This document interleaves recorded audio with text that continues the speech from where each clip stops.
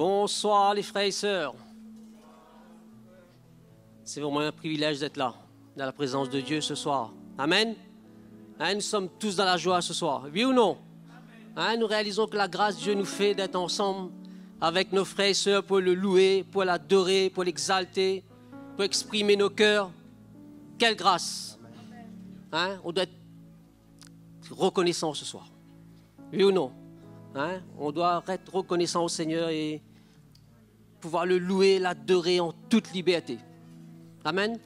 Personne n'est là pour regarder à droite ni à gauche son voisin, ni sa femme, ni son mari, mais nous sommes là dans la présence de Dieu, on veut le louer et l'adorer de plus en plus. Et chaque occasion que Dieu nous donne, réalisons que c'est vraiment un privilège, les frères et sœurs. Amen. Et ce soir, on va se lever, on va louer le Seigneur, on va l'adorer. Et moi, ce que j'ai envie de vous encourager ce soir, brièvement, c'est de savoir que nous allons entendre la parole de Dieu. Non? Il y a la louange, on va louer, l'adorer, comme le prophète Amos nous dit. Il parlait au peuple d'Israël, il disait dans le dernier temps, il y aura une famine et la disette d'entendre la parole de Dieu. Frères et sœurs, nous sommes dans ce temps. Amen. Et ce que nous entendons, nous avons besoin de considérer cela. Et ce soir, je suis sûr de mon cœur, comme nous tous, Dieu va se révéler à notre cœur. Dieu va parler à notre cœur. C'est pourtant il est important pour nous de disposer nos cœurs pour écouter, pour obéir à la parole de Dieu. Extraordinaire, frères et sœurs, non? Ce soir, allons acclamer Jésus, allons l'adorer ce soir en toute liberté. Amen. Que le peuple de Dieu loue le Seigneur. Alléluia, Jésus. Amen. Offrons au Seigneur notre reconnaissance. Son amour dure à jamais. Car il est bon, il est au-dessus de tout. Son amour dure à jamais. Chantons, chantons. D'une main puissante, d'une main puissante et d'un bras tendu. Son amour dure à jamais. Il nous donne une vie nouvelle. Son amour dure à jamais. Chantons, chantons, chantons, chantons. À jamais Dieu est fidèle, à jamais Dieu est grand, à jamais Dieu est avec nous, à jamais Dieu est fidèle, à jamais Dieu est fidèle, à jamais Dieu est grand, à jamais Dieu est avec nous, à jamais, à jamais, à jamais. Du lever du soleil jusqu'à son couchant, son amour dure à jamais. Par la grâce de Dieu, nous persévérons. Son amour dure à jamais. Chantons, chantons. Du lever du soleil, du lever du soleil jusqu'à son couchant. Son amour dure à jamais. Par la grâce de Dieu, nous persévérons. Son amour dure à jamais. Chantons, chantons, chantons, chantons. À jamais Dieu est fidèle, à jamais Dieu est grand, à jamais Dieu est avec nous, à jamais, à jamais. À jamais Dieu est fidèle, à jamais Dieu est grand, à jamais Dieu est avec nous, à jamais, à jamais Dieu est fidèle, alléluia, à jamais Dieu est grand, à jamais Dieu est avec nous, à jamais. À jamais Dieu est fidèle, à jamais Dieu est fidèle, à jamais Dieu est grand, à jamais Dieu est avec nous. À jamais, à jamais, à jamais. Alléluia. Oh Jésus, tu es avec nous, Seigneur. Tu es fidèle, mon Dieu. Nous te louons, Seigneur. Nous te célébrons, Jésus. Te rendons gloire, Seigneur. Alléluia. Jésus, sois glorifié, Seigneur. Alléluia, Jésus. Oh, merci, Seigneur. Sois magnifié, Seigneur. Je t'exalte au très haut, car rien n'est impossible à toi. Seigneur, mes yeux sont sur toi. Sois magnifié, oh Seigneur, sois magnifié, sois magnifié, Seigneur. Je t'exalte au très haut, car rien n'est impossible à toi. Seigneur, mes yeux sont sur toi. Sois magnifié, oh Seigneur, sois magnifié, oh Seigneur, sois magnifié. Alléluia, Jésus, nous te louons, Seigneur. Sois magnifié ce soir, notre Dieu. Nous te louons et te glorifions, Seigneur, Dieu Tout-Puissant. Tu es grand, Seigneur Jésus. Nous voulons magnifier ton saint nom, Seigneur. Nous voulons te rendre gloire, Seigneur, pour tout ce que tu es. Alléluia. Oh, merci, Seigneur Jésus. Alléluia. Alléluia. Toi la gloire, Seigneur. Alléluia. Tu es l'alpha et l'oméga, nous t'adorons, Seigneur. Tu es digne de louange. Tu es l'alpha et l'oméga, nous t'adorons, Seigneur. Tu es digne de louange. Nous te donnons toute la gloire. Nous t'adorons, Seigneur. Tu es digne de louange. Nous te donnons toute la gloire. Nous t'adorons, Seigneur. Tu es digne de louange. Tu es l'alpha. Tu es l'alpha et l'oméga. Nous t'adorons, Seigneur. Tu es digne de louange. Alléluia, Seigneur.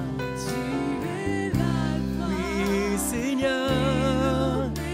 Tu es le commencement, Seigneur, et la fin, Jésus. Nous t'adorons, Seigneur Jésus. Nous te donnons toute la gloire, Seigneur. Alléluia, Jésus. De la gloire. Nous t'adorons, Seigneur. Tu es digne de louange. Nous te donnons toute la gloire. Nous t'adorons, Seigneur. Tu es digne. Tu es l'alpha, Seigneur. Tu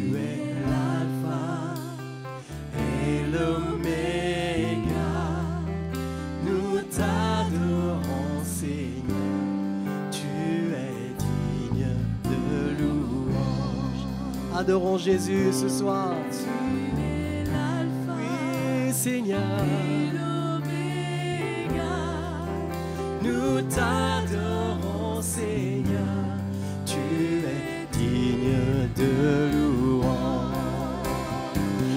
Nous te donnons toute la gloire.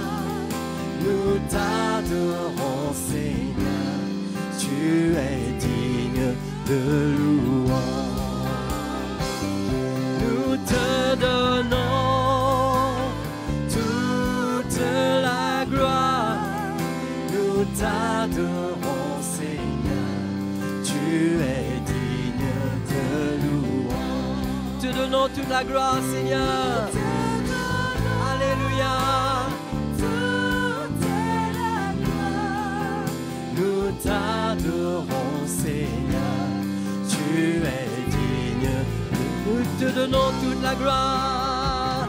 Nous te donnons toute la gloire. Nous t'adorons, Seigneur. Tu es digne de louange. Nous t'adorons, Seigneur. Tu es digne de louange. Nous t'adorons, Seigneur. Tu es digne de louange. Alléluia, Seigneur. Nous t'adorons, Jésus. Toi seul es digne de louange, Seigneur. C'est pourquoi, Seigneur, nous nous tenons devant toi. Nous t'adorons, nous nous courbons devant toi, Seigneur Jésus. Alléluia, Seigneur. Oh, merci, Seigneur Jésus. Merci, mon Dieu. Merci, Seigneur. Alléluia. Alléluia. Là, à tes pieds, Seigneur, c'est le plus haut lieu. Et dans ta présence, je cherche ta face. Je cherche ta face. Là, à tes pieds, Seigneur, c'est le plus haut lieu. Et dans ta présence, je cherche ta face. Je cherche ta face. Il n'y a pas plus grand appel, ni plus grand honneur que de se courber devant ton trône, émerveillé par ta gloire, entouré de ta grâce, Seigneur, je vis pour t'adorer.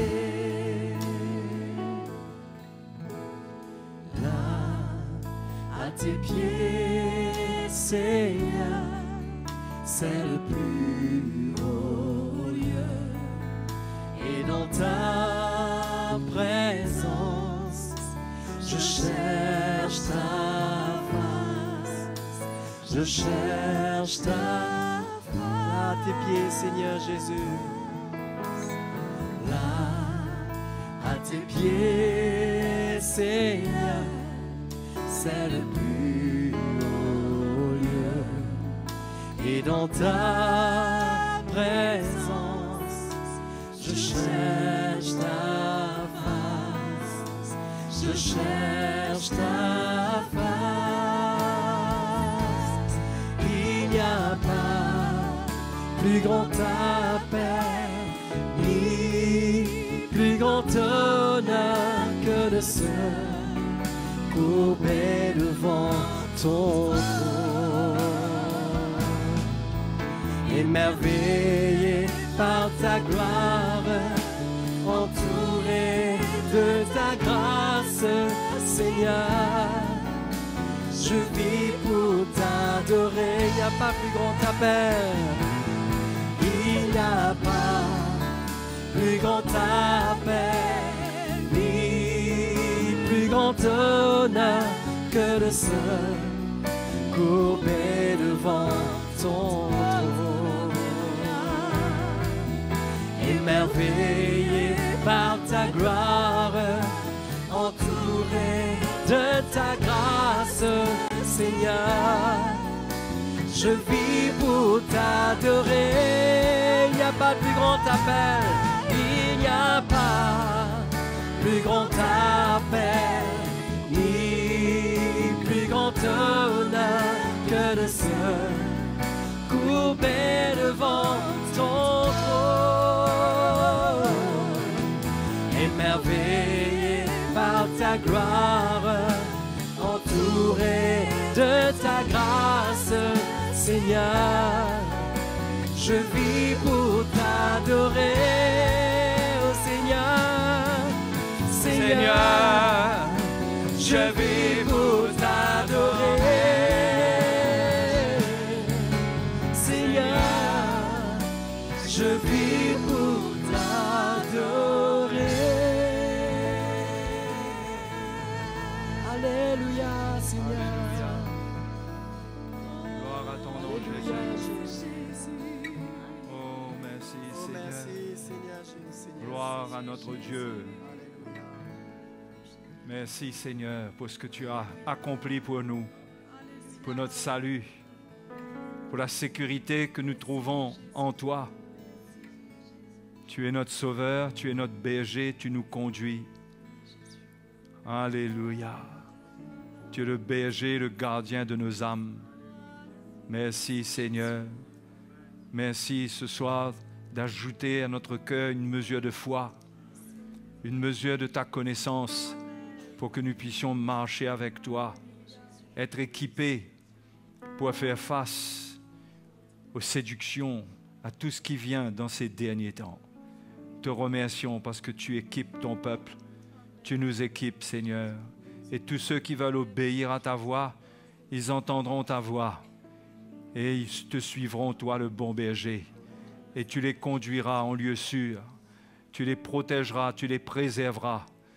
Seigneur, merci, merci pour ton plan parfait qui se révèle à nous, pour ta parole révélée dans nos cœurs, elle qui nous donne la vie, elle qui nous donne la lumière. Nous te remercions, Seigneur, que ton nom soit béni et glorifié. Alléluia. Amen. Gloire à Dieu, au nom de Jésus, notre Seigneur. Merveilleux Jésus, dont l'œuvre a été parfaite à la croix pour nous sauver.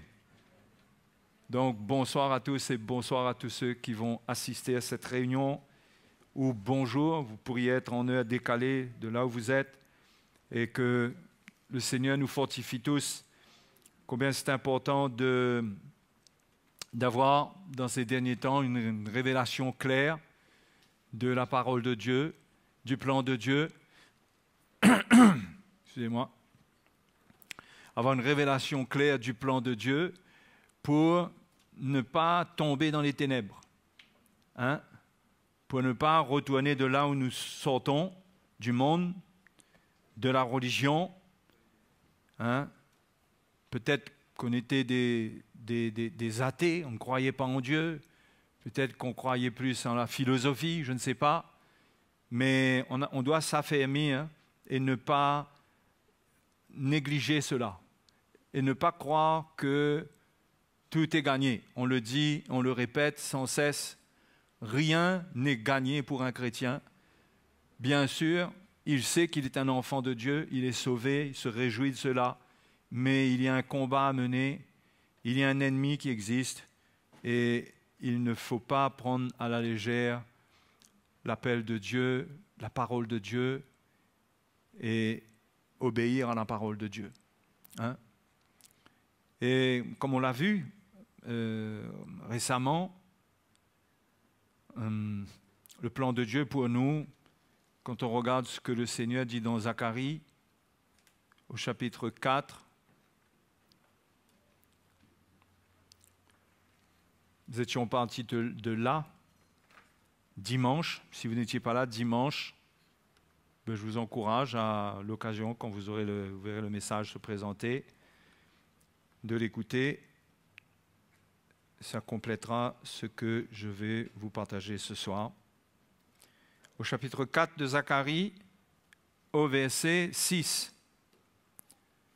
Alors, l'ange reprit et me dit, c'est ici la parole que l'Éternel adresse à Zorobabel.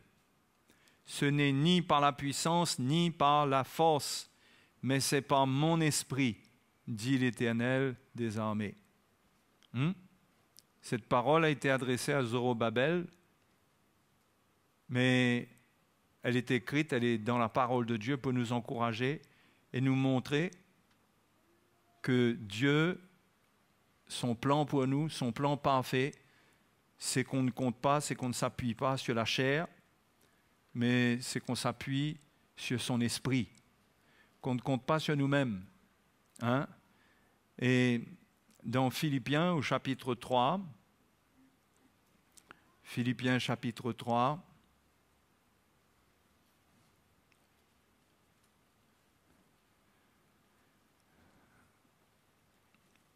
l'apôtre Paul dit au verset 2, prenez garde aux chiens, prenez garde aux mauvais ouvriers, prenez garde aux faux circoncis,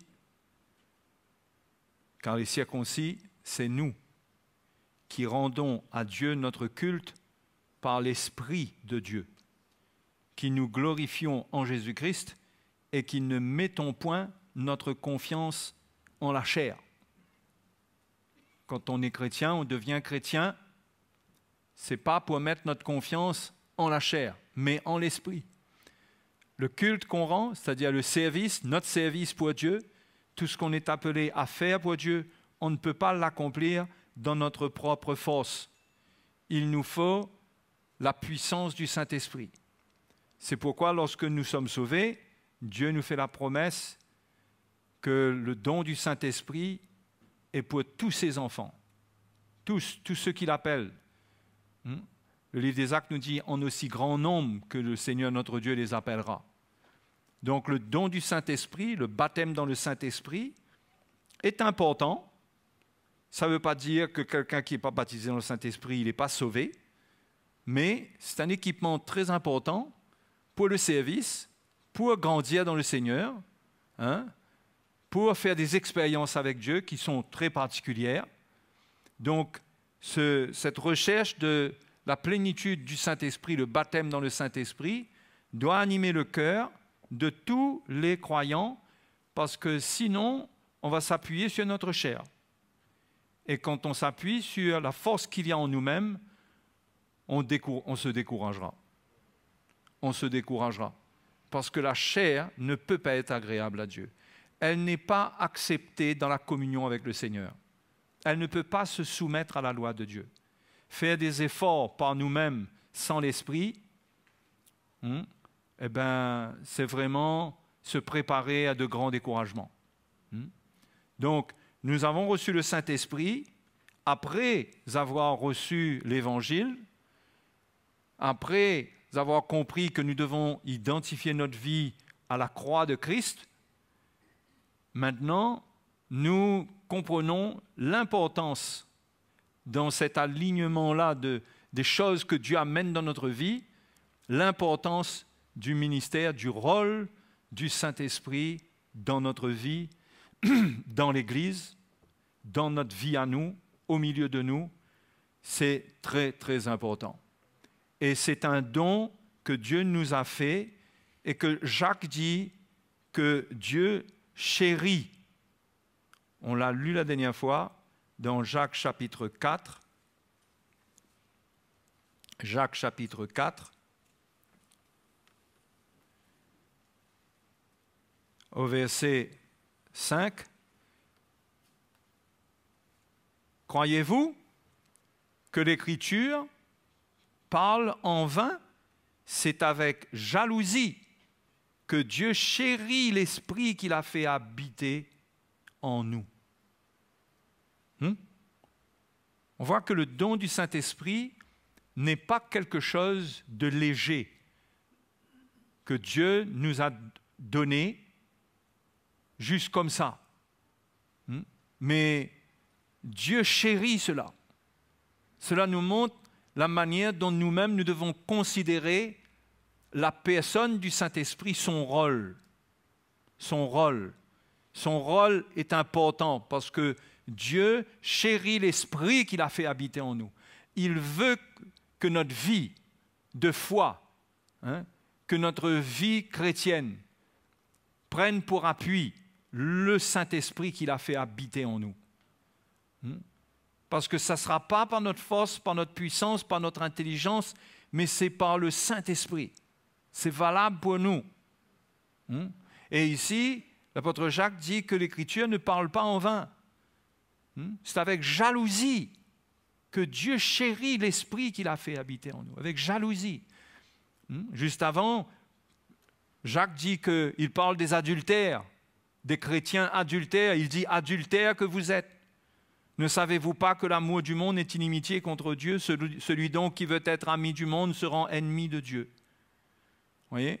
Ceux qui aiment le monde, ils déclenchent la jalousie de Dieu par rapport à son esprit qu'il a fait habiter en nous. Ceux qui aiment le monde, ceux qui aiment le plaisir plus que Dieu, ceux qui font vivre leur chair, eh bien, ils rendent Dieu jaloux. Parce que Dieu nous a donné son esprit qu'il chérit jalousement. Donc, c'est très important pour nous, si nous voulons tout le bénéfice de la présence du Saint-Esprit, son action, c'est de ne pas nous retrouver à attrister le Saint-Esprit, à ne pas déclencher la jalousie de Dieu. Parce que quand la parole de Dieu nous parle de la jalousie de Dieu, les frères et les sœurs, ça nous parle de cela d'une manière que ça doit amener la crainte de Dieu. Quand Paul dit aux Corinthiens, voulons-nous provoquer sa jalousie? Sommes-nous plus forts que lui? Voyez? Et Jacques parle ici qu'il montre comment, quand on aime le monde et on est en adultère avec le monde, on provoque la jalousie de Dieu par rapport à l'Esprit. Parce que c'est comme si on trompe l'Esprit de Dieu.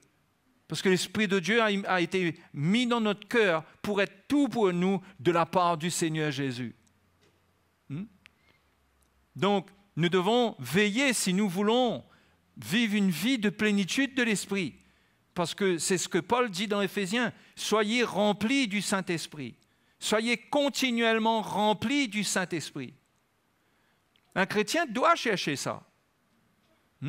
Il doit aspirer à vivre une vie dans laquelle l'Esprit de Dieu, sa présence, c'est quelque chose de concret dans sa vie. Je ne dis pas quelque chose de tangible ou visible, mais il fait l'expérience de ce que Paul a dit dans 2 Corinthiens. Regardez dans 2 Corinthiens, au chapitre 13, ce que Paul souhaite aux Corinthiens. Il dit que la grâce du Seigneur Jésus-Christ, verset 13, à la fin même de l'épître, deuxième épître aux Corinthiens, que la grâce du Seigneur Jésus-Christ, l'amour de Dieu et la communion du Saint-Esprit soient avec vous tous. La communion du Saint-Esprit. Ce qui veut dire que dans notre vie, nous devons avoir une communion avec le Saint-Esprit. Cela ne parle pas absolument de chercher à parler au Saint-Esprit toute la journée, mais cela nous montre que dans notre cœur, nous devrions avoir une communion avec l'Esprit. Sa présence, ce qu'il est dans notre cœur, doit nous inspirer. Ça doit nous parler, ça doit nous avertir, ça doit être réel, ça doit exercer un ministère dans notre vie. Ce n'est pas juste quelque chose de théorique, Dieu nous a donné son esprit, et puis il n'y a rien qui se manifeste de là, on est chrétien et là, on sait à Dieu comme on peut, comme on veut. Non, on est appelé à expérimenter cette communion de l'Esprit. De même qu'on expérimente la grâce du Seigneur Jésus, l'amour de Dieu, on doit expérimenter, c'est le plan de Dieu, qu'on expérimente la communion du Saint-Esprit. Du Saint-Esprit. Au fait, Paul ne dit pas avec le Saint-Esprit, mais il parle de la communion du Saint-Esprit. Celle que le Saint-Esprit amène, produit dans notre vie. Et c'est par là qu'on va vivre la vie chrétienne et que ça portera du fruit. Il y aura la puissance de Dieu dedans, dans notre vie. La puissance de Dieu, ce n'est pas simplement aller prier pour les malades, guérir les malades, chasser des démons, mais on aura la puissance de Dieu en nous pour résister au diable, pour résister aux tentations. Il faut la puissance de Dieu pour résister aux tentations. La chair, elle est faible. Jésus a bien montré à ses disciples avant d'aller à la croix. Il a dit que la chair est faible. Il dit l'esprit est bien disposé, mais la chair est faible. Veillez et priez afin de ne pas tomber en tentation. Et quand Dieu nous donne l'esprit, il nous appelle à prier par le Saint-Esprit. Parce que notre esprit est bien disposé, mais la faiblesse de la chair demande qu'on soit vraiment fortifié dans notre esprit pour résister dans les tentations. Et cela vient de la puissance du Saint-Esprit quand nous nous édifions par l'Esprit, quand nous parlons en langue, quand nous avons une communion du Saint-Esprit dans notre cœur, nous avons une force avec nous. Nous avons une puissance qui est avec nous. Et le chrétien doit vouloir vivre cela. C'est ça qui le permettra de tenir dans les derniers temps. Ce n'est pas être bon calculateur, mais c'est vraiment, même pour la séduction, Jean dit celui qui est en nous est plus grand que celui qui est dans le monde. Quand il parle des faux docteurs qui viennent, celui qui est en nous est plus grand que celui qui est dans le monde. Le Saint-Esprit que Dieu nous a donné. Et Jean enseigne même il dit son onction, il dit je vous ai enseigné ces choses à propos de l'onction de Dieu au sujet de ceux qui vous égarent. Parce que quand on a cette onction, on a la présence de l'Esprit dans notre vie, on a une communion de l'Esprit, on a une protection par rapport à la séduction. Parce que là, on ne fait pas face à la séduction par notre intelligence. Parce que là encore, c'est s'appuyer sur notre chair. Notre intelligence qui puise dans notre nature charnelle, elle peut se faire tromper. Elle peut se faire tromper. Elle n'est pas assez... Elle n'a pas l'élément qu'il faut pour éviter le piège du diable. C'est le Saint-Esprit qui est la clé, qui est la puissance de Dieu qui agit en nous et qui nous permet de discerner ce que notre intelligence ne comprend pas et ne discerne pas. On ne peut pas juste essayer de comprendre ce que quelqu'un dit pour conclure est-ce que c'est de Dieu ou c'est pas de Dieu. Ce n'est pas suffisant. Il faut que le Saint-Esprit dans notre vie, cette communion de l'Esprit dans notre vie soit là. Elle est enrichie par la prière, par la parole de Dieu. Nous vivons les choses saintes de Dieu. Nous ne vivons pas avec le monde, avec les choses impures du monde, du moins. Nous nous séparons des souillures du monde. Okay? Et dans notre cœur, là, nous sommes avec l'Esprit. Nous avons une communion et le Saint-Esprit va nous avertir.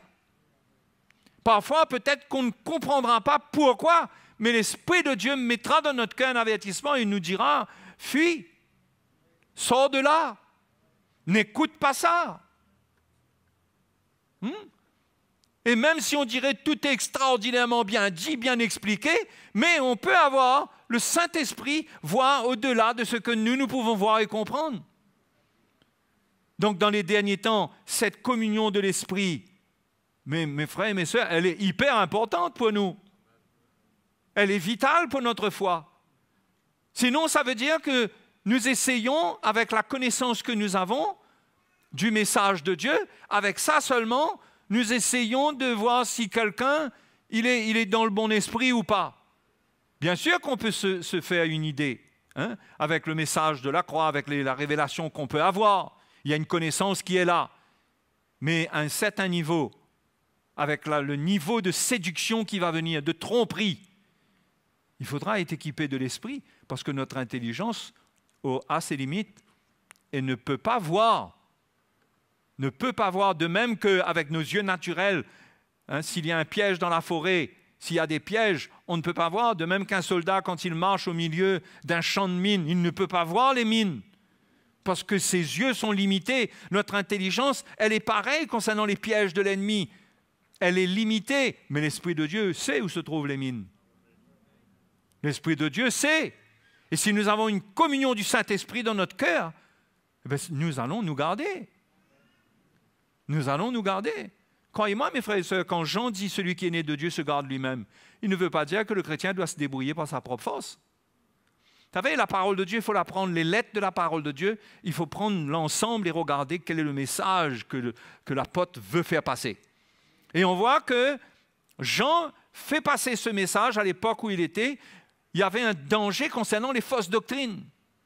Et Jean explique pourquoi aux chrétiens, pourquoi est-ce qu'ils ont été oints, pourquoi est-ce qu'ils ont été scellés du Saint-Esprit. Il parle de l'onction qui leur a été accordée. Et il leur explique pourquoi. Il dit, ça c'est pour vous préserver. Peut-être qu'on peut jeter un coup d'œil. Première épître de Jean. Au chapitre 2. Ça va, tout le monde me suit?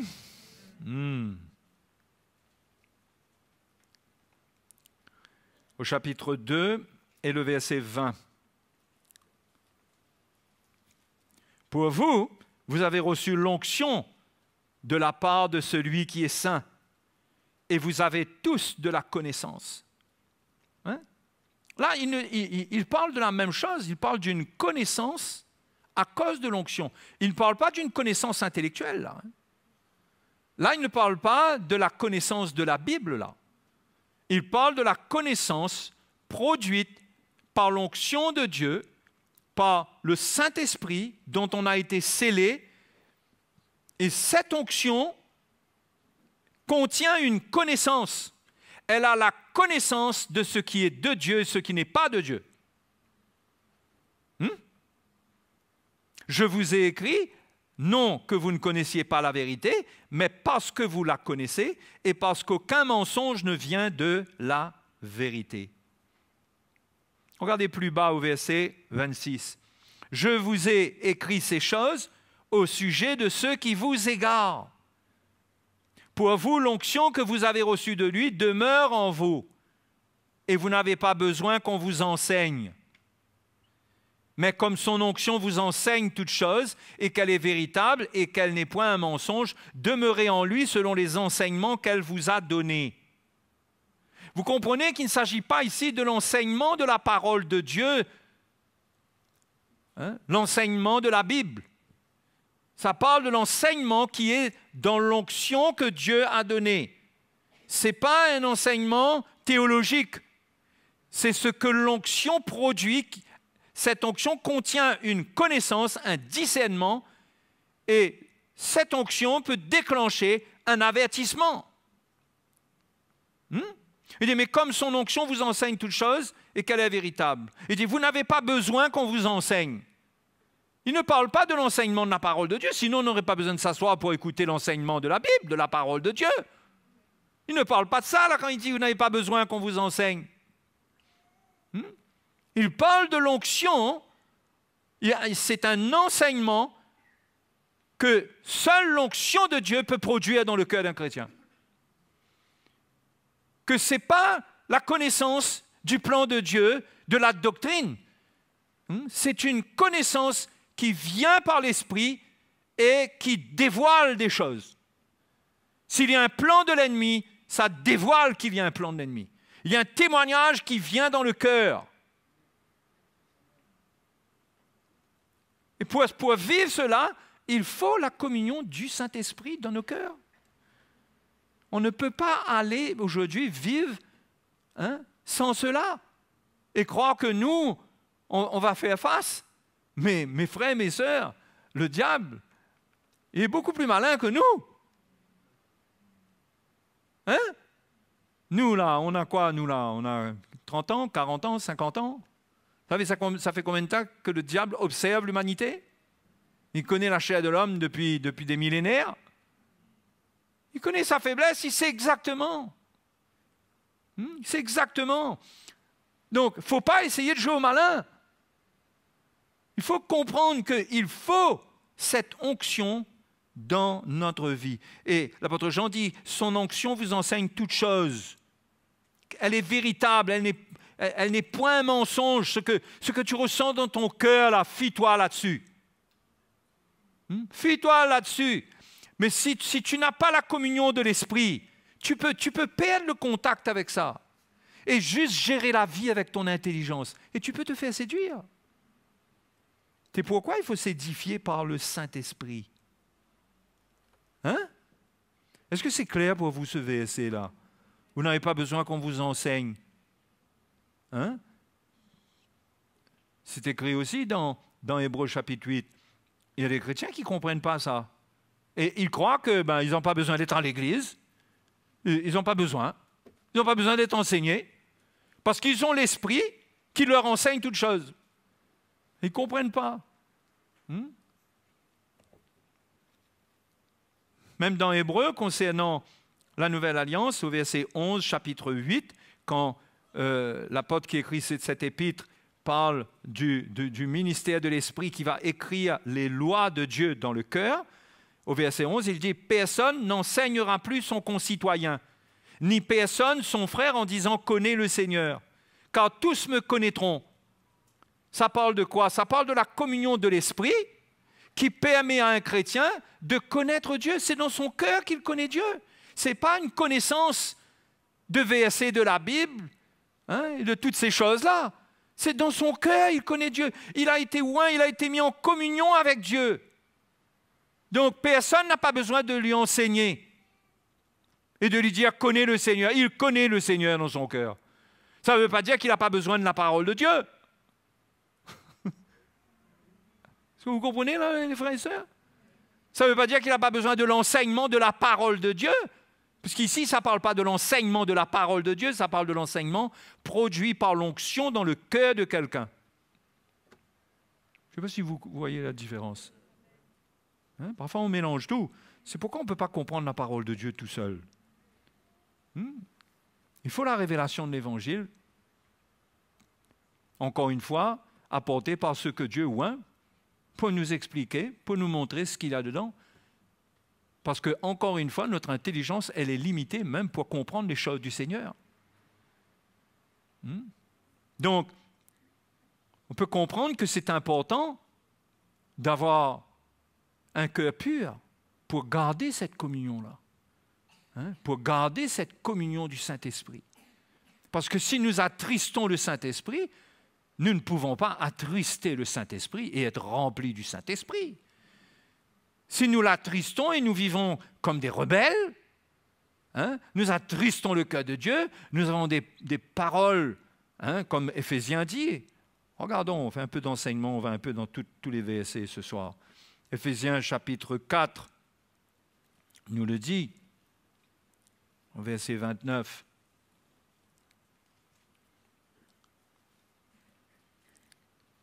Qu'il ne sorte de votre bouche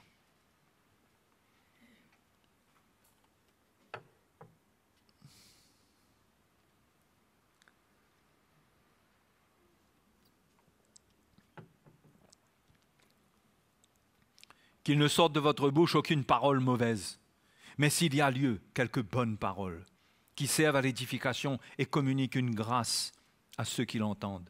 N'attristez pas le Saint-Esprit de Dieu, par lequel vous avez été scellés pour le jour de la rédemption.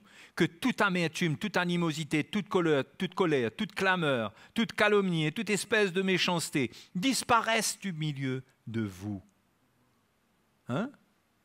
N'attristez pas le Saint-Esprit. C'est pourquoi nous devons chercher à avoir une vie, à garder un cœur pur, à pardonner rapidement, à ne pas brasser de l'amertume en nous, ruminer de l'amertume en nous. Vous savez que ce sont dans ces moments-là que nous devenons fragiles, nous devenons vulnérables, accessibles à la tentation.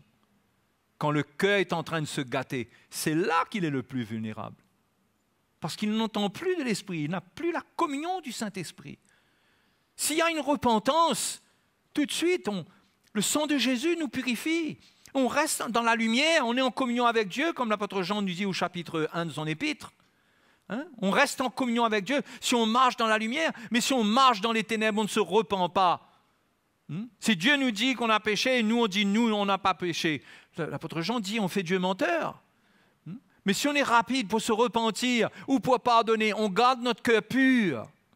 Cela va nous permettre de rester dans la lumière et de rester dans la communion du Saint-Esprit. Et nous aurons toujours le Saint-Esprit avec nous pour nous protéger, pour nous encourager, pour nous réconforter. Hein, ça aussi, ça fait partie du ministère du Saint-Esprit, de réconforter le chrétien. Mais on doit renoncer à avoir un cœur mauvais. Il y a des chrétiens qui vivent avec un cœur mauvais. Mais on ne peut pas vivre une vie comme ça. Les pièges du diable nous attendent. À vivre avec un cœur qui est mauvais, qui est rempli d'amertume. Au fait, c'est quelque chose dont la Bible nous met en garde, nous-mêmes les chrétiens, d'avertir ceux qui sont comme ça. Hein, de nous éloigner d'eux. Mais on ne peut pas vivre avec l'amertume dans notre cœur. Un cœur mauvais. Et là, on dit des paroles mauvaises. C'est là qu'il y a de la médisance, il y a beaucoup de choses. On attriste l'Esprit de Dieu. Et quelle force on aura face à l'ennemi? Qui pourra résister au diable de cette façon? Si on retourne dans Jacques chapitre 4,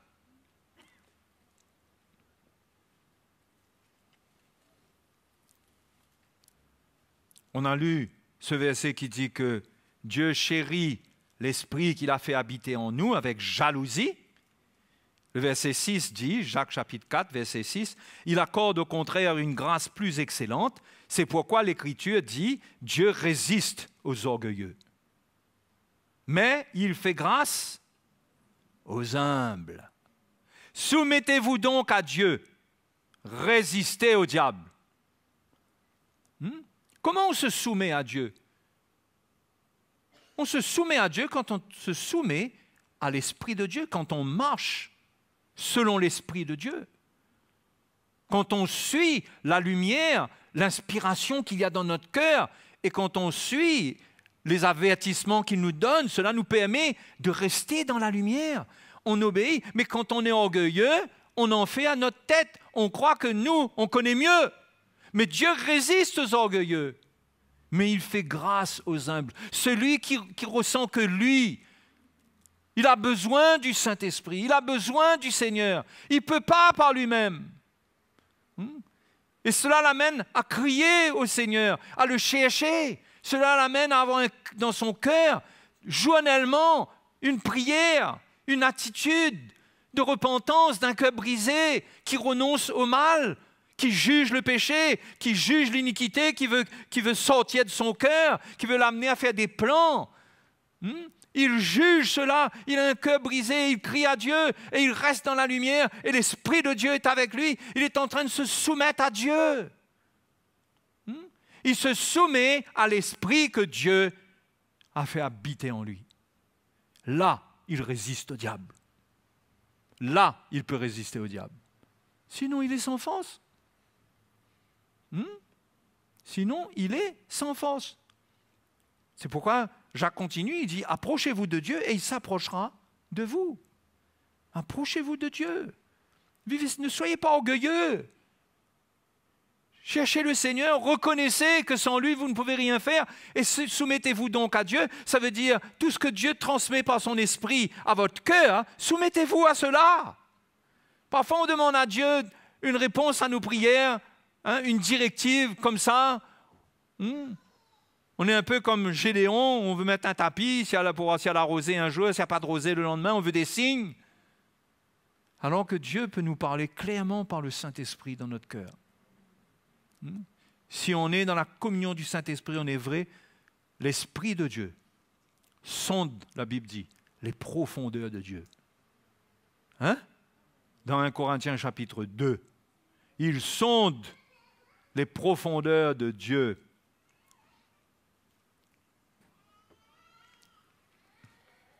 Je crois que c'est 1 Corinthiens chapitre 2. Et au verset 11, au verset 10, Dieu nous les a révélés par l'Esprit. Oh, on peut lire avant, c'est très intéressant. Le verset 9 dit, « Mais comme il est écrit, ce sont des choses que l'œil n'a point vues, que l'oreille n'a point entendues, et qui ne sont point montées au cœur de l'homme. Des choses que Dieu a préparées pour ceux qui l'aiment. » Dieu nous les a révélées, comment? Par l'Esprit. Ce n'est pas des choses qui sont naturellement en nous. Ce n'est pas parce qu'on est chrétien là qu'on a ça comme ça. Dieu les révèle par l'Esprit. C'est pourquoi il a fait habiter son Esprit en nous. Et au moment convenable, il y a des choses qu'il nous révèle. Des choses que l'œil n'a pas vues, que l'oreille n'a pas entendues. Mes frères, mes sœurs, le ministère du Saint-Esprit dans notre vie est extraordinaire. C'est comme ça que ceux qui ont soif de la parole de Dieu, qui vont lire la parole de Dieu, il y a des choses qui ne sont jamais montées de leur cœur. Mais quand ils cherchent Dieu, ils s'approchent de Dieu dans la parole de Dieu, ils ont des lumières. Ça monte de leur cœur par le Saint-Esprit.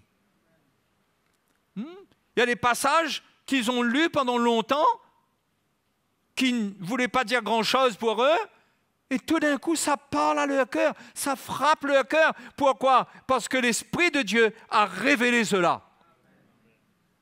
Et c'est ça, ça produit la vie. Ça donne une force au cœur. Ça anticipe les pièges et les plans du diable.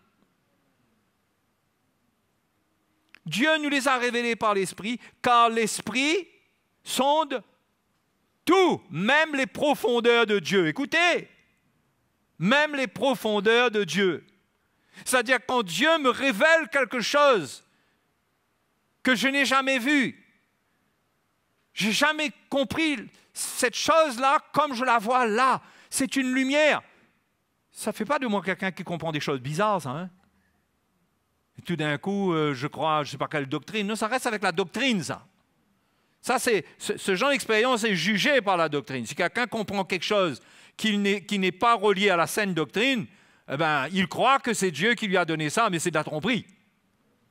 Mais quelqu'un qui est attaché, qui est engendré dans l'Évangile, qui connaît l'Évangile, qui s'attache à Dieu et qui commence à lire la parole de Dieu, à se tenir devant le Seigneur, il y a des choses qui commencent à être révélées à son cœur et l'Esprit de Dieu qui sonde le cœur de Dieu, l'Esprit de Dieu va prendre quelque chose qui est dans la profondeur du cœur de Dieu pour lui et va le révéler à son esprit et il aura la vie. Alléluia. C'est pourquoi Paul dit que la communion du Saint-Esprit soit avec vous. Parce que cette communion du Saint-Esprit, ça produit ce genre de choses-là. Qui donc parmi les hommes connaît les choses de l'homme si ce n'est l'Esprit de l'homme qui est en lui? De même, personne ne connaît les choses de Dieu si ce n'est l'Esprit de Dieu. Or, nous n'avons pas reçu l'Esprit du monde, mais l'Esprit qui vient de Dieu, afin que nous connaissions les choses que Dieu nous a données par sa grâce. C'est important de comprendre ça, là. On a vu tout à l'heure dans Jacques comment Jacques parle de l'esprit du monde. Il parle du monde, d'être ami avec le monde.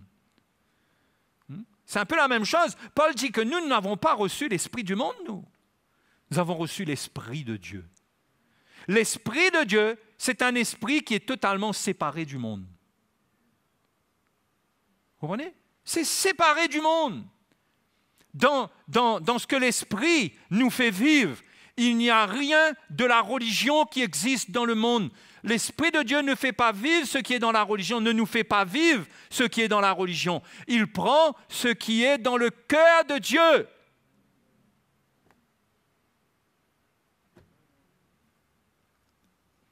Dieu n'utilise pas l'esprit du monde, il n'utilise pas ce que les philosophes comprennent, bien que Paul lui-même a cité certaines citations, il a de certains qu'il appelle certains poètes de son temps, parce que quelque part, ils avaient raison dans ce qu'ils disaient. Ça ne veut pas dire qu'on va aller se faire des enseignements avec tous ces gens-là.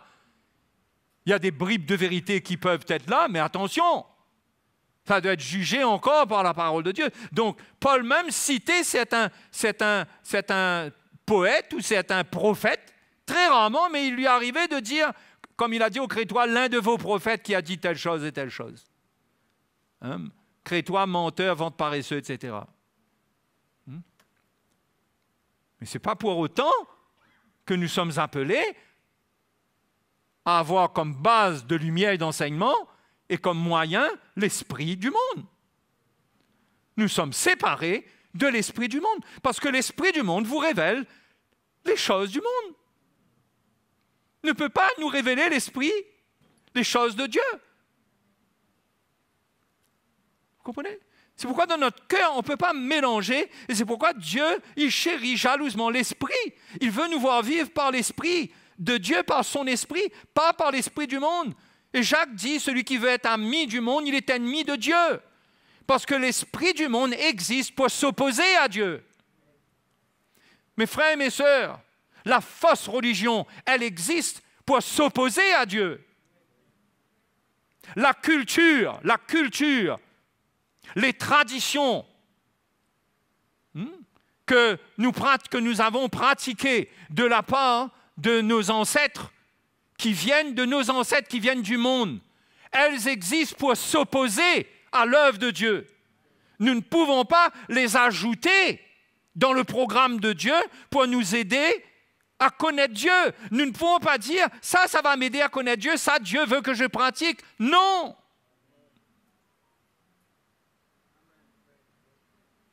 Nous nous séduisons nous-mêmes si nous croyons cela. Toutes les traditions qui peuvent exister, toutes les choses que Dieu ne nous a pas ordonnées. On n'a pas besoin de mettre de nom dessus. Mais il y a des choses qu'on croit que, c'est bon. C'est bon après tout. Après tout, ça glorifie Dieu, ça glorifie Jésus. Après tout, notre après tout là, il y a beaucoup de séduction dedans. Beaucoup de séduction dedans. Il ne faut pas vouloir servir Dieu avec l'esprit du monde. Parce que l'esprit du monde amènera l'esprit qui est dans le monde, dans notre vie, et cet esprit que nous accueillons, que nous mélangeons dans nos raisonnements, mettra en nous de quoi nous opposer à la volonté de Dieu.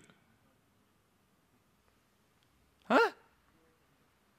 Hey, oh! Tout ce qui est tradition culturelle, auquel on donne de la valeur.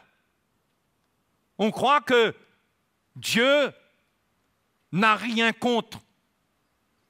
Vous savez, ça rejoint quoi, ça? Vous savez ce que ça rejoint? Ça rejoint ce que le diable a dit à Ève. Dieu a-t-il réellement dit? Ce qui veut dire, Dieu a-t-il vraiment quelque chose contre ça? Celui qui veut marcher selon l'Esprit, qui veut la communion du Saint-Esprit, il doit se séparer de ces choses. Et c'est pourquoi il sera persécuté. C'est pourquoi il sera persécuté. Vous croyez quoi? Paul était persécuté, pourquoi? Parce que il n'enseignait pas la circoncision. Il n'enseignait pas la circoncision comme moyen pour connaître Dieu, pour le salut et tout ça. Les Juifs enseignaient cela, mais lui, il savait bien que ça appartenait aux traditions de ses pères. C'est vrai que ça faisait partie du programme de Moïse, ça a été donné depuis Abraham, mais aujourd'hui, Dieu fait quelque chose de nouveau, et la circoncision qui compte, c'est celle du cœur et non celle de la chair. Donc, Paul était persécuté pour les traditions de ses pères qu'il ne pratiquait pas. C'est pourquoi vous ne pouvez pas éviter la persécution. Et pour l'éviter, vous devrez pratiquer ce qu'il pratique. Mais quand vous le ferez, vous retournerez en adultère avec l'esprit du monde. Ça sera de l'adultère, parce que vous voulez être amis avec le monde. Comprenez, être amis avec le monde, vous voulez sauver votre relation. Vous voulez garder votre amitié avec le monde. J'ai une nouvelle pour vous, moi. Même avec votre famille, vous ne pourrez pas sauver votre amitié. Oui. Dans certains cas, vous ne pourrez même pas sauver votre amitié avec votre famille. Parce que Jésus a dit que si quelqu'un veut le suivre, marcher avec lui, Il faut qu'il renonce même à son père, à sa mère, etc., à sa famille. Mais ce n'est pas moi qui dis ça, c'est Jésus. Pourquoi? Parce que si on veut mélanger, il y aura une influence qui va venir de l'esprit du monde au travers de ceux qui ne connaissent pas Dieu. Et le mélange va amener une opposition à la volonté de Dieu. Et on peut même finir, vous savez jusqu'où? On peut même finir par devenir ennemi de la croix de Jésus. On peut devenir persécuteur même de ceux qui marchent avec Dieu. Mais chrétien. Parce que quand on joue avec l'esprit du monde, quand on accepte l'esprit qui est dans le monde, et on commence à accepter les traditions, on commence à accepter la culture, hein? On commence à accepter... Je parle de choses qui ont un aspect spirituel. Hein? Je ne parle pas de certaines choses, je n'ai pas envie d'entrer dans les détails. Mais il y a des choses qui sont profondément, qui font partie, qui ont des racines de tradition et qui ont des origines spirituelles. Ce sont des choses de l'ennemi qui sont là, qui sont plantées dans la société, qui sont là dans la nature humaine et qui sont là pour s'opposer. C'est pourquoi on doit obéir à ce que le Seigneur nous dit. C'est une marche d'obéissance. Et parfois, on ressent qu'on n'a pas la force. Mais si tu ressens que tu n'as pas la force, tu dois avoir la communion du Saint-Esprit. Et chercher que l'Esprit de Dieu te révèle ce qui est dans le cœur de Dieu pour toi. Hein? Oui, les déclarations bibliques sont choquantes. Vous entendez souvent, vous, des gens, des prédicateurs enseigner que si quelqu'un, Jésus dit que s'il veut le suivre, et qu'il aime son père et sa mère et son frère et sa sœur plus que lui, il n'est pas digne de lui. Vous entendez beaucoup de messages comme ça, vous? Hein? Pourquoi? Parce que si toute la chrétienté prêche comme ça, là, croyez-moi, il y aura beaucoup de persécutions. C'est pourquoi dans votre vie, si vous voulez être rempli de l'Esprit, vous voulez la communion du Saint-Esprit, vous ne pouvez pas vous accommoder du monde, vous ne pouvez pas venir avec l'esprit du monde et venir avoir une communion avec l'esprit du monde.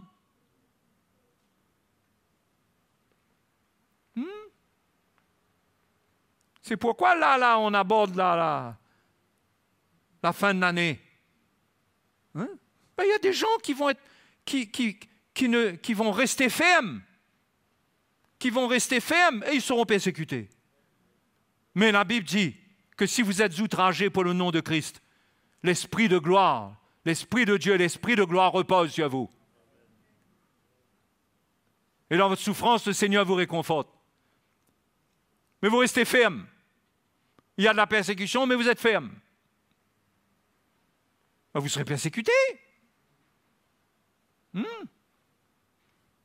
Après, il faut faire attention, on dit toujours, ouais, mais il ne faut pas être légaliste et tout ça. Mais mes frères et sœurs, on est dans un temps où on ne doit pas jouer avec des choses qui sont en abomination. Hein? On ne doit pas jouer avec l'idolâtrie. On ne peut pas arranger notre vie. On ne peut pas essayer de gagner les gens du monde à notre manière. On ne peut pas. C'est Dieu qui sauve les gens. C'est Dieu qui va sauver votre famille. Si quelqu'un doit être sauvé dans notre famille, c'est Dieu qui le sauvera. Priez, mais marchez avec Dieu. Mais n'essayez pas d'aller dans leur chemin et d'aller dans ce qu'ils pratiquent qui n'est pas de Dieu. Cela vous fera tomber. Parce que vous retrouverez votre nature charnelle en train de redevenir émotionnelle et en train de vous réjouir avec eux parce que c'est votre famille. Mais vous ne réalisez pas, vous compromettez l'Évangile, parce que l'Évangile montre bien que si on est ami du monde, on se rend ennemi de Dieu.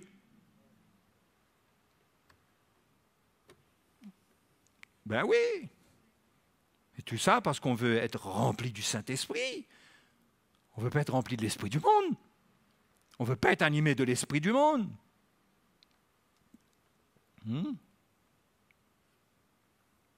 Donc c'est important, les frères et sœurs. Et ça nous amène à marcher d'une manière où il y a de la persécution. Ce n'est pas la persécution du livre des Actes contre l'Église, comme on voit là, mais c'est la persécution dans votre vie. Ouais. Ça déclenchera que votre famille ne vous comprendra pas. Elle ne vous comprendra pas. Comment elle va pouvoir vous comprendre? Comment elle va pouvoir vous comprendre? Elle n'est pas dans la lumière, elle a l'esprit du monde. Et si elle vous comprend, Jésus avait dit que si elle vous comprend, hein, ça veut dire qu'il y a un problème avec vous. Parce que l'homme naturel ne reçoit pas les choses de Dieu. C'est ce que l'Épître aux Corinthiens nous dit. Vous comprenez, les frères et sœurs, je ne suis pas en train de dire qu'il faut abandonner notre famille, qu'il faut, faut plus dire bonjour à nos amis, il faut, hein, non, il faut rester correct, mais faire attention. Hein? Faire attention, qu'est-ce que ça réveille en nous, qu'est-ce que ça suscite, dans quel état ça nous met. C'est pourquoi faites attention. Quand vous avez passé la fin de l'année, je vous dis, moi, il y a des milliers de chrétiens qui tombent à la fin de l'année. Des milliers qui tombent, qui ont mal dans leur chute. Ceux qui avaient déjà abandonné le petit coup de sec. Hein? Tout d'un coup, ils se retrouvent avec une fois seulement. Et avec tout ça, tout ce qui vient avec. La vie chrétienne, c'est accepter d'être persécuté, même par notre propre famille. Même par notre propre famille. Si vous voulez sauver votre vie, vous la perdrez. C'est Jésus qui a dit ça, c'est pas moi. Si vous voulez sauver votre vie, vous la perdrez. C'est Jésus qui l'a dit. Il faut que j'ouvre la parole de Dieu, vous montre le verset. Celui qui sauvera sa vie, il la perdra. Mais celui qui la perdra à cause de moi, il la retrouvera. Hein? Les mauvaises compagnies corrompent les bonnes mœurs.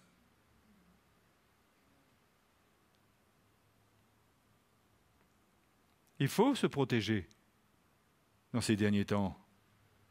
Hein? Parce qu'il y a des pièges qui viennent. Il faut se protéger. Hein? Ah, mes amis, si on peut comprendre toutes ces choses, le Seigneur veut nous donner la lumière. Il nous demande une obéissance. De l'obéissance. Ah, c'est un mot difficile, ça. Eh bien, c'est le défi, ouais. L'obéissance, c'est le défi devant lequel on est. Parce que notre chair a des désirs contraires à ceux de l'esprit. Et c'est l'obéissance qui m'amène à choisir les désirs de l'esprit. Les désirs de l'esprit, déjà, c'est révélé par la parole de Dieu. Jésus a déjà parlé des choses qui sont en accord avec l'esprit et des choses qui ne sont pas en accord avec l'esprit. Donc déjà, l'enseignement de l'évangile, de la saine doctrine, m'équipe. M'équipe. Et le but, c'est obéir, c'est-à-dire que ça va être difficile de prendre une décision, de prendre une position, mais toi, parce que tu aimes le Seigneur, parce que tu aimes le Seigneur et que rien ne passe avant lui, tu dis non à ce qui le déshonore.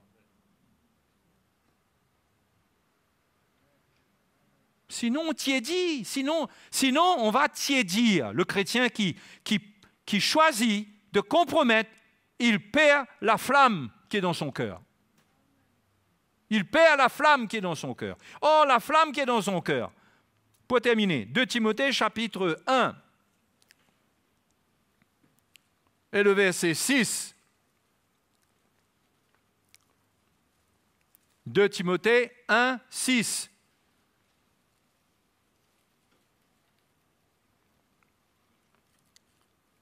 C'est pourquoi je t'exhorte à ranimer la flamme du don de Dieu que tu as reçu par l'imposition de mes mains.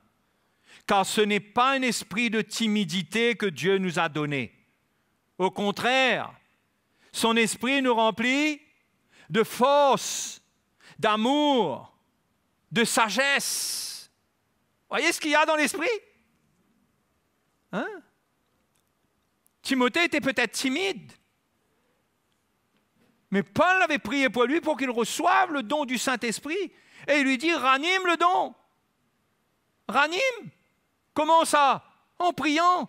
Il gardait son cœur pur, il souffrait avec Christ, et il cherchait le Seigneur, il s'édifiait dans l'esprit, et cette flamme-là était là, et au lieu d'être soumis à sa timidité, limité par sa timidité, quand il se levait pour annoncer l'Évangile, il n'y avait plus de timidité.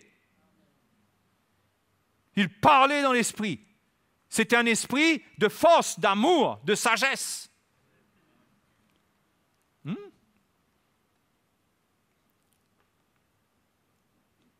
Ceux qui compromettent la volonté de Dieu ne peuvent pas goûter à la plénitude de l'esprit. Ils ne pourront pas goûter. Ils seront secs. C'est pourquoi il faut comprendre comment on se met à part. Comment on n'a rien à voir avec certaines choses. Il y a des événements qui sont très occasionnels et dans lesquels l'évangile ne doit pas être compromis. Ça, il n'y a pas de problème, ça. Ben oui.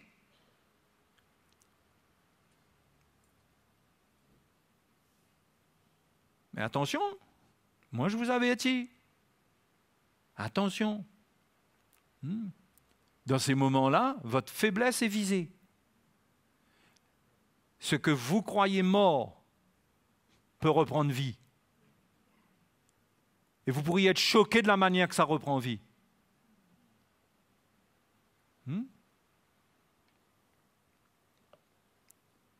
Mais c'est ça que Dieu veut nous faire vivre. Il veut nous remplir de force, d'amour et de sagesse. Alléluia.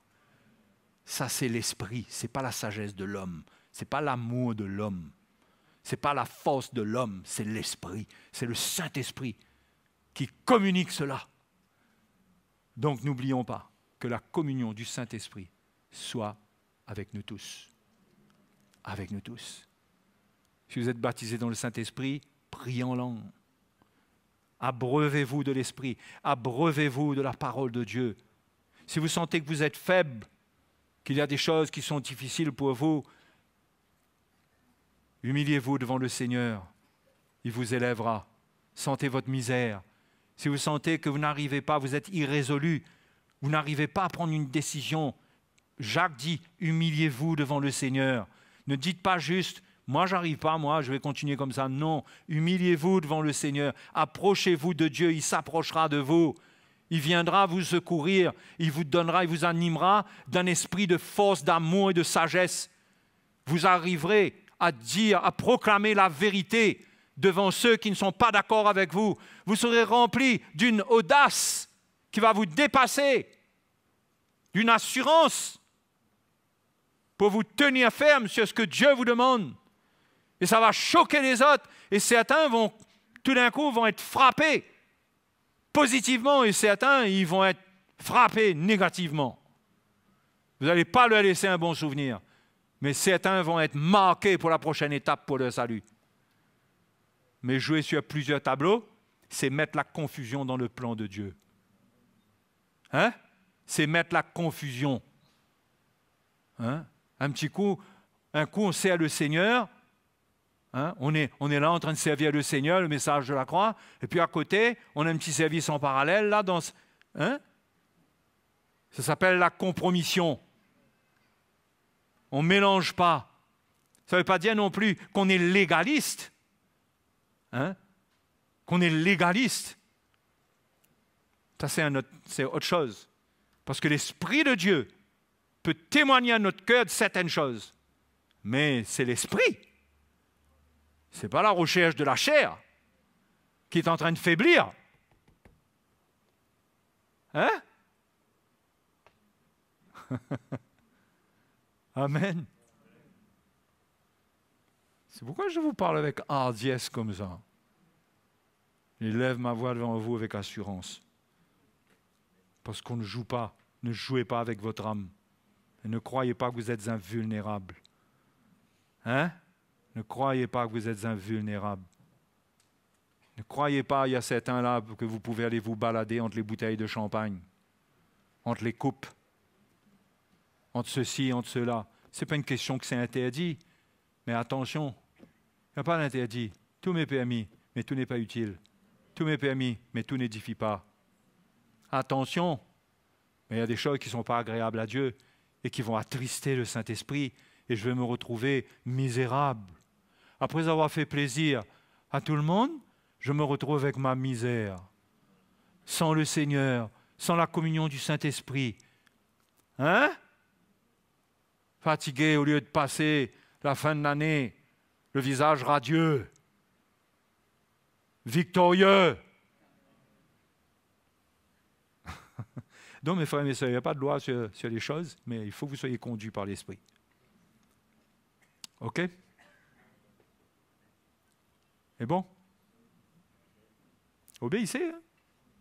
Moi, je vous dis, les gens qui s'amusent à ne pas obéir, à croire qu'ils sont plus intelligents que Dieu et qu'ils ont plus d'amour que Dieu. Quand Dieu dit des choses, eux, ils ont plus d'amour que Dieu. Ils aiment les gens plus que Dieu. Il faut obéir au Seigneur. Le Seigneur, lui, il sait ce qu'il fait, lui. Alléluia. Hein? Si certains ne me comprennent pas, ce n'est pas grave, pourvu que Dieu me comprend, lui. Pourvu que quand je me tiens dans sa présence, je ressens qu'il m'accueille, que je suis dans la communion avec lui et qu'il est fier de moi. Si je viens, j'ai la honte, hein, parce que je suis dans la compromission, ma conscience est fatiguée, n'est pas claire. Au fond de moi, il y a quelque chose qui n'est pas à l'aise, il y a un peu de ténèbres, et puis je dessèche. Hein? Il faut être bien dans ces derniers temps-là, non? Hein? Plus beau cadeau qu'on peut s'offrir là en fin d'année, c'est d'être bien les uns envers les autres. C'est d'être bien. C'est d'être en paix les uns envers les autres. Alléluia. Allons nous mettre debout. Allons prier.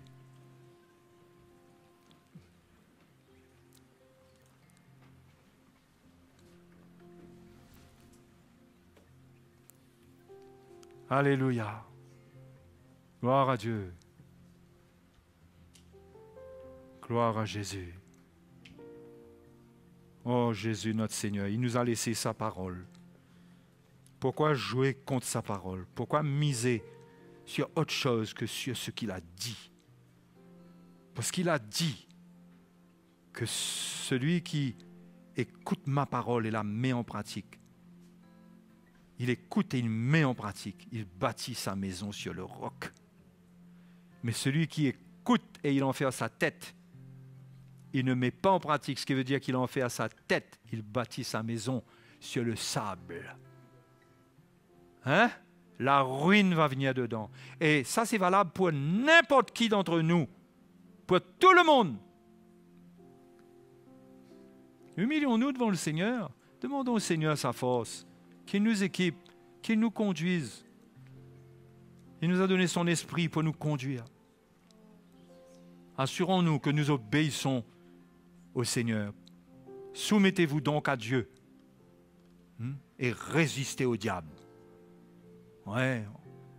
Si on est dans la compromission, on ne résistera pas au diable. On va faire sa volonté même. On fera sa volonté. Alléluia, Jésus. Sois notre secours, Seigneur. Pendant cette soirée, pendant cette fin d'année, sois notre secours, Seigneur. Oh Dieu, sois notre secours. Seigneur, beaucoup sont vraiment faibles. Faibles dans leurs émotions par rapport à leur famille. Faibles dans leurs émotions par rapport aux traditions. Beaucoup ressentent cette faiblesse et n'arrivent pas à se mettre à part, à faire ta volonté, même s'il faut payer le prix de la persécution. Mais je prie ce soir que tu les fortifies, que tu fortifies ton peuple, que chacun ici affirme sa position de disciple, qui veut vivre pour ta gloire, pour la vérité, et non pour le mensonge qui vient du monde. Oh Seigneur notre Dieu, affermis, fortifie ton peuple, fortifie tes enfants, qu'ils aient de l'assurance, de l'audace, Enlève toute crainte parce que ce n'est pas un esprit de crainte que tu nous as donné. Ce n'est pas un esprit de timidité, un esprit d'amour, de force, de sagesse que tu nous as donné. Seigneur, déverse ton esprit dans la vie de ton peuple, dans le cœur de tes enfants, pour qu'ils aient cette force, qu'ils n'aient pas peur de la persécution, qu'ils n'aient pas peur des menaces qui viennent du monde, qu'ils n'aient pas peur parce que toi, c'est toi qui prends soin de nous, qu'ils ne répondent pas aux exigences du monde, mais qu'ils se soumettent à toi, et à toi uniquement, Seigneur, et à toi uniquement. Alléluia. Merci, Seigneur. Merci, Seigneur. Merci, Seigneur. Merci, notre Dieu. C'est ça qui va amener la persécution à un moment ou à un autre. Ça vous donne les outils pour que vous soyez persécutés. Mais pour que vous soyez aussi heureux, parce que heureux celui qui est persécuté pour la justice, quand le royaume des cieux est à lui. Heureux celui qui souffre pour la justice, quand le royaume des cieux est à lui. Heureux, heureux, il est béni, il est béni. Mais celui qui passe son temps à s'agenouiller devant le monde, devant tout ce que le monde propose, il ne grandit pas, il est sec. Il est sec. Hein? Alléluia. Allons louer le Seigneur ce soir. Nous voulons expérimenter la joie du Seigneur, hein? Dans cette fin d'année-là. Nous voulons expérimenter la joie du Seigneur en nous mettant à part pour lui. Hein? Il n'y a pas de problème. Un pétard pète, ça fait un joli feu d'artifice. Waouh, c'est magnifique, il n'y a pas de problème. On n'est pas des... Hein?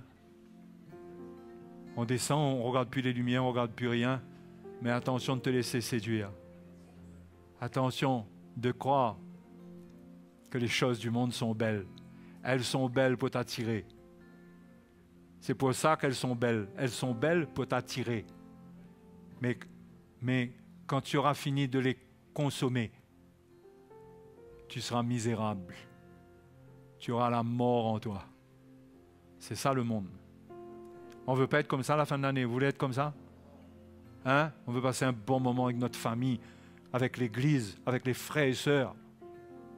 Alléluia. Hein? Gloire à Dieu. On loue le Seigneur ensemble? On est le peuple du Seigneur? Nous sommes le peuple de Dieu? Nous sommes le peuple de Dieu. Nous sommes le peuple... Attends. Nous sommes le peuple de Dieu par le sang de l'agneau, vêtu de sa justice. Nous nous tenons devant toi, nous aimons exalter ton nom en élevant des mains pures. Louange à notre Dieu, le Tout-Puissant, je suis. Réjouissons-nous dans la maison du Seigneur. Louons le Seigneur de notre salut. Qu'on le célèbre par des chants, des cris d'acclamation. Réjouissons-nous devant lui. Réjouissons-nous dans la maison du Seigneur. Louons le Seigneur de notre salut. Qu'on le célèbre par des chants, des cris d'acclamation. Réjouissons-nous devant lui. Nous sommes le peuple de Dieu, lavé par le sang de l'agneau, revêtu de ta justice. Nous nous tenons devant toi. Nous aimons exalter ton nom en élevant des mains pures. Louange à notre Dieu, le Tout-Puissant, je suis. Réjouissons-nous dans la maison du Seigneur. Louons le Seigneur de notre salut. Qu'on le célèbre par des chants, des cris d'acclamation. Réjouissons-nous devant lui. Réjouissons-nous dans la maison du Seigneur. Louons le Seigneur de notre salut. Qu'on le célèbre Réjouissons-nous devant lui. Réjouissons-nous devant lui. Réjouissons-nous devant lui. Alléluia. Quand vous pensez, les frères et les sœurs, que le peuple de l'Église primitive, vous savez où est-ce qu'il commençait, où est-ce qu'il prêchait l'Évangile? Dans le temple, là où il y avait les Juifs. Dans ce temple dont l'Acte des Apôtres parle là, c'est pas un temple qui était pour eux, ça. C'était là même où il y avait les Juifs. Ils se rassemblaient là et ils annonçaient l'Évangile devant les Juifs. Et ils ne compromettaient pas. C'est pourquoi il y a eu toutes ces persécutions qu'on voit, mais que la puissance de Dieu aussi est venue. Pour confirmer, Dieu a confirmé qu'ils étaient avec ce peuple-là. Parce que quand ils annonçaient l'Évangile, les apôtres, quand ils annonçaient l'Évangile, il n'y avait pas de compromission. Pas de compromission. Hein? Ils faisaient entendre ce qu'il fallait entendre. Frères et sœurs, on ne joue pas avec la vérité. On ne laisse pas entendre aux gens. On ne laisse pas les gens croire certaines choses dans lesquelles il y a le mensonge. On quitte tout ce qui est mensonge et on va dans la lumière de la vérité avec le Seigneur. Et on supporte les conséquences. Avec joie. Avec joie. Tu ne peux pas aller pleurer sur ton sort. Pourquoi tu pleures sur ton sort? C'est ton sort. C'est le bon sort. C'est le sort du Seigneur. Jésus a été crucifié à cause de ça, à cause de la vérité. Il n'y avait pas une once de mensonge dans ce qu'il a dit.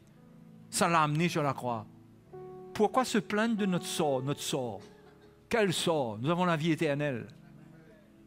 Si tu es rejeté par ta famille, eh bien alors quoi? On ne recherche pas ça. Mais si jamais, ben c'est comme ça que tu es vu, eh bien alors quoi? Hein? Souhaitons qu'il soit comme les frères de Joseph qui ont rejeté Joseph, et qu'après c'est Joseph qui les a sauvés à la fin. Souhaitons qu'on soit pour eux ce salut à un certain moment. Mais si pour aujourd'hui il faut se retrouver dans la citerne, hein? Qu'est-ce qu'on va faire? Moi je vous dis, il faut se réjouir. On est les disciples du Seigneur. On n'est pas des petits croyants qui essayons de faire un petit chemin, hein, dans la vie chrétienne. On s'arrange, on arrange. Hein? Non, on marche dans la vérité, dans la lumière claire. Claire. Et on boit notre coupe. Mais on est ensemble pour se réjouir, pour se fortifier. Et le Seigneur est avec nous par-dessus tout. Alléluia. Je pense que c'est bon pour ce soir. Donc, que le Seigneur vous bénisse jusque-là. Gardez-vous. Gardez-vous. Bonne soirée. Bon appétit. Bonne nuit. Dans la maison du Seigneur, louons le Seigneur de notre salut. Qu'on le célèbre par des chants, des cris d'acclamation. Réjouissons-nous devant lui. Réjouissons-nous dans la maison du Seigneur. Louons le Seigneur de notre salut. Qu'on le célèbre par des chants, des cris d'acclamation. Réjouissons-nous devant lui. Réjouissons-nous devant lui. Réjouissons-nous devant lui. Je viendrai dans ta présence, Seigneur, comme un sacrifice vivant. Avec mes chants, je te chanterai. Que ton